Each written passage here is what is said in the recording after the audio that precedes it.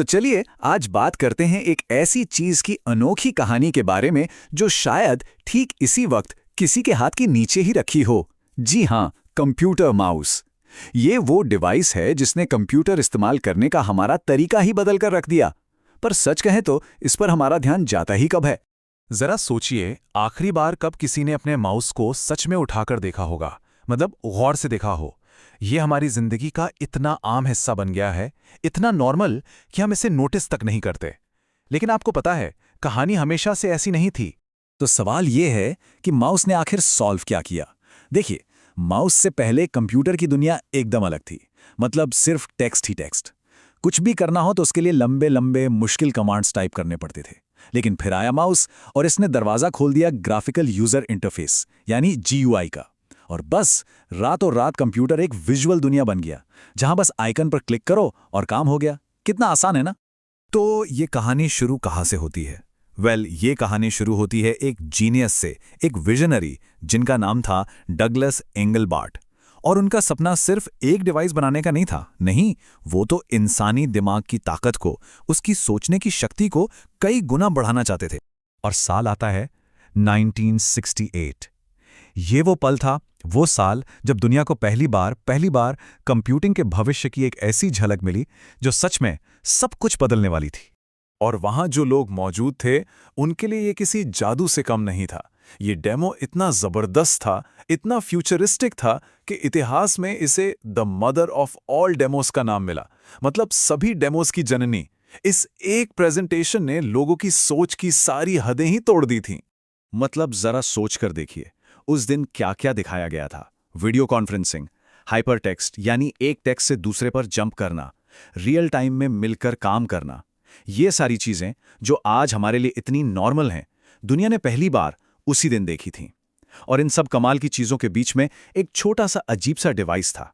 उसका टेक्निकल नाम था XY पोजीशन इंडिकेटर, जिसे आज हम सब माउस कहते हैं।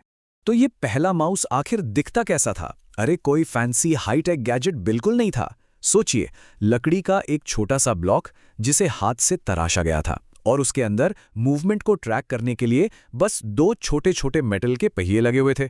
बस इतना सिंपल। कमाल है ना? लेकिन इसका नाम माउस ही क्यों पड़ा? इसकी वजह बहुत ही सिंपल और मजेदार है।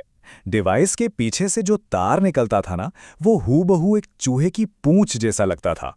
और बस ये नाम पड़ गया और हमेशा के लिए रह गया। अब मदर ऑफ ऑल डेमोज ने दुनिया को हैरान तो कर दिया, लेकिन इसका मतलब ये नहीं था कि माउस रातों रात हर घर में पहुंच गया। नहीं, उसे एक रिसर्च लैब से निकलकर हमारे डेस्क तक पहुंचने में एक बहुत लंबा सफर तय करना था।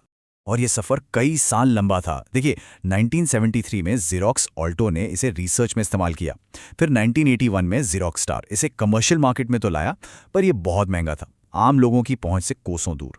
असली कहानी बदली 1983 में एप्पल लीसा के साथ, जिसने इसे बिजनेस की दुनिया से मिलवाया। और फिर आया वो साल 1984, जब एप्पल मैकिन्टॉश ने माउस को पर्सनल कंप्यूटिंग का एक आइकॉनिक हिस्सा बना दिया, घर घर का हीरो। लेकिन कहानी सिर्फ माउस के फेमस होने की नहीं है, कहानी उसके अंदर हुए बदलावों की भी है। मतलब इसका एक ग्लो अप भी हुआ।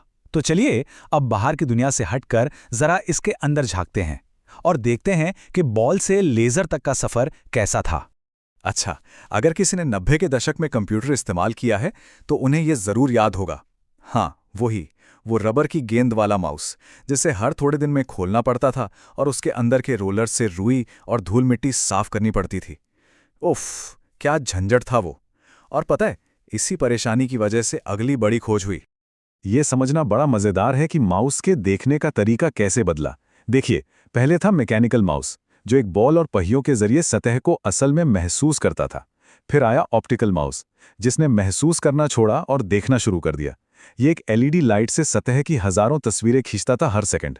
और फिर इसका भी अपग्रेड आया, लेजर माउस। ये तो हाई डेफिनेशन में सतह को स्कैन करने लगा, जिससे इसकी सटीकता और भी जबरदस्त हो गई। तो इस बदलाव से फायदा क्या हुआ? फायदा बहुत बड़ा था। जहां मैकेनिकल माउस में रबर बॉल और रोलर्स थे, वहीं ऑप्टिकल में एलईडी या लेजर सेंसर। मैकेनिकल माउस की सटीकता कम थी, ऑप्टिकल की बहुत ज्यादा। और सबसे बड़ी बात, मैकेनिकल माउस को बार बार सफाई चाहिए थी, ऑप्टिकल में अंदर की सफाई का कोई झंझट ही नहीं। और हाँ, अब माउस पैड की भी कोई जरूरत नहीं रही, क्योंकि यह ज्यादातर सतहों पर काम करता है। तो इतने सालों के बाद, इतने बदलावों के बाद आज माउस कहाँ खड़ा है? चलिए जरा इसकी विरासत और इसके भविष्य पर, इसके अगले चैप्टर पर एक नजर डालते हैं। अगर हम माउस की सबसे बड़ी देन के बारे में सोचें, तो वो यही है कि इसने हमें डिजिटल दुनिया को छूने की ताकत दी। जो स्क्रीन पर है, उसे पकड़ने, उसे हिलाने, उससे इंटरैक्ट करने का एक आसान, एक नेचुरल तरीका दिया। सही मायनों में माउस ने ही कंप्यूटर को एक डरावनी मशीन से एक पर्सनल टूल बनाया। और आज भी देखिए, माउस और कीबोर्ड का दबदबा कायम है। करीब 45% लोग इन्हीं का इस्तेमाल करते हैं। लेकिन हाँ, अब ये इस खेल में अकेले नहीं हैं। टच स्क्रीन्स, वॉइस कमांड्स और जेस्चर कंट्रोल्स जैसी नई टेक्नोलॉजीज भी अपनी जगह तेजी से बना रही हैं। और यहीं पर आके एक बड़ा सवाल खड़ा होता है। आज की दुनिया में जहां हम स्क्रीन को छू सकते हैं, अपनी आवाज से डिवाइसेस को कंट्रोल कर सकते हैं, तो अगला बड़ा क्रांतिकारी कदम क्या होगा? मतलब अगला माउस क्या होगा? ये एक ऐसा सवाल है जो सोचने पर मजबूर करता है।